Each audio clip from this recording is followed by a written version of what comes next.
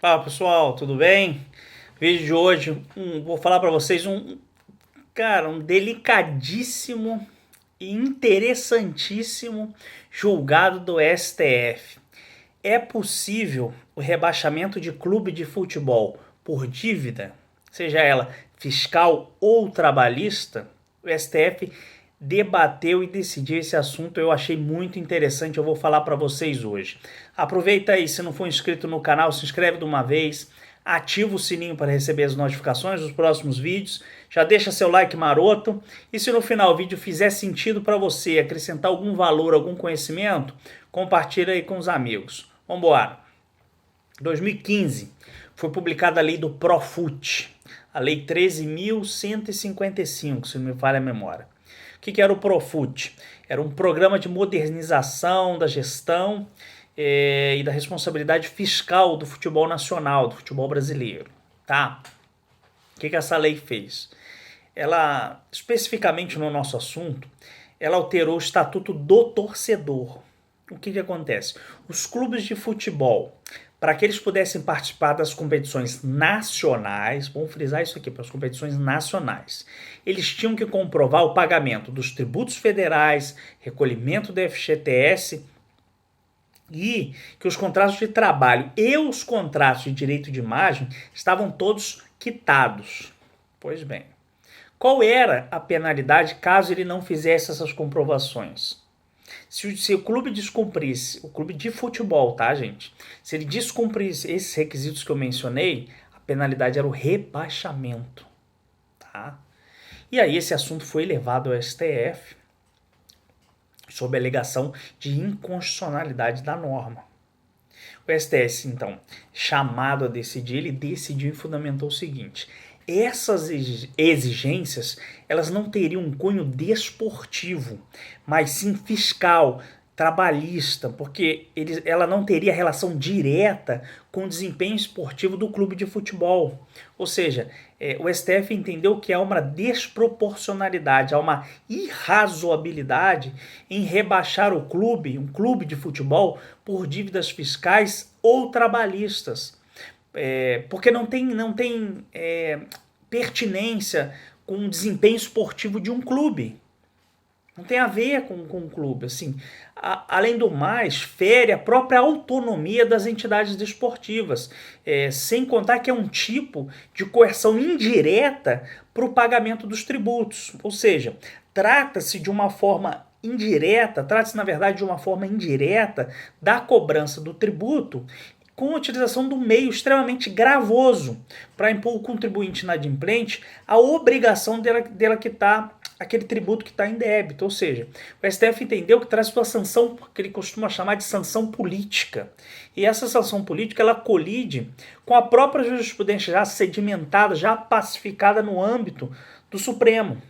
Ou seja, o Supremo tem uma jurisprudência no sentido de que a Fazenda Pública ela tem que efetuar a cobrança dos seus débitos, ou melhor, a cobrança dos seus créditos pelos meios judiciais ou extrajudiciais que estão disponíveis e estão elencados na nossa legislação. É proibido, o STF entende que é proibida a cobrança por meios indiretos, ou seja, que constitui uma forma de sanção política.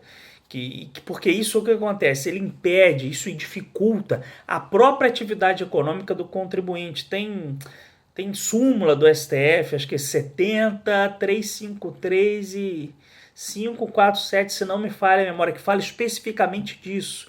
Ou seja, a Fazenda Pública ela pode cobrar os seus créditos pelos meios diretos, sejam eles judiciais ou extrajudiciais, mas é proibido, é vedado, é defeso ela cobrar por meios indiretos, tá? Por quê? Porque falta razoabilidade, falta proporcionalidade, é um meio de sanção política. E assim, acaba por dificultar e até impedir o desenvolvimento da atividade econômica do contribuinte. Ou seja, quando a Fazenda ela adota esses meios indiretos, a gente tem o que o STF denomina de sanção política, como eu expliquei. Ou seja, o ente público está umbilicalmente vinculado às formas de cobrança, judiciais ou extrajudiciais, que tem expressa previsão legal e ela deve obediência, sobretudo em virtude do princípio da legalidade. E a cobrança judicial, como vocês sabem, tem previsão na lei de execução fiscal. Então tem que cobrar de acordo com a lei de execução fiscal. A cobrança extrajudicial, ela pode fazer de várias formas. Pode inserir o contribuinte na dívida ativa, pode protestar a certidão da dívida ativa, ou seja, várias formas de previsão, de cobrança direta e de previsão legal. Tá? Não pode fazer por meio indireto, que constitua sanção política. Então vamos lá. Nesse caso do rebaixamento do clube de futebol, em virtude de uma dívida, o STF entendeu que isso acabaria por acarretar uma morte civil para o clube. Ou seja, e isso traria uma influência negativa direta na arrecadação. Como, por exemplo, imagine aí um time de futebol da Série A rebaixado para a Série B. O patrocínio, ele pode perder patrocínios, o patrocinador pode acabar por renegociar os contratos para baixo, valores menores, o direito de arena vai ficar menor, os direitos de imagem caem, ou seja, acaba com o clube. Se você limitar ele a essas comprovações, e sendo que isso foge ao próprio aspecto do desporto, ou seja, seria irrazoável, seria desproporcional e traria assim mais dificuldades ao clube pelo efetuar o pagamento das dívidas. Como vocês sabem, a maioria dos nossos clubes de futebol está endividado e muito com a União, com os estados, com os municípios. Ou seja, esse tipo de sanção, ela consequentemente traria uma diminuição na arrecadação. Por via de consequência, prejudicaria não apenas o próprio clube, a própria existência do clube em si, como o próprio pagamento da fazenda pública. Porque se diminuir a arrecadação, não tem dinheiro nem para pagar as despesas do clube, e menos ainda os tributos. E isso também, o STF também diz que isso contraria a própria previsão constitucional de fomento ao desporto, ou seja, vai na via de contramão de fomentar o desporto, muito pelo contrário, que é acabar com o desporto.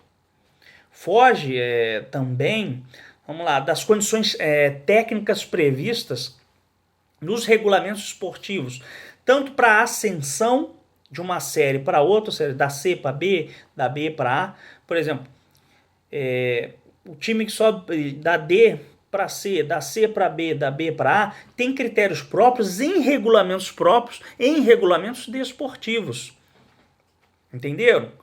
E se tivesse a obrigação de demonstrar o pagamento das dívidas fiscais, FGTS e dos jogadores, as trabalhistas, a gente teria aí, além do critério desportivo, um critério financeiro como condição para estar na competição, ou seja, não dependeria apenas do nível técnico e desportivo dos clubes, do desempenho dos clubes na competição, mas sim, além do desempenho deles, também o critério financeiro, ou seja, haveria uma descompensação aí total.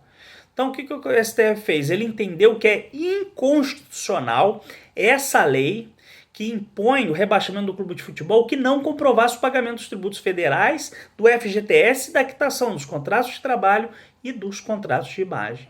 Compreenderam? Espero que sim, espero que tenha ajudado. Interessantíssimo esse julgado, tá?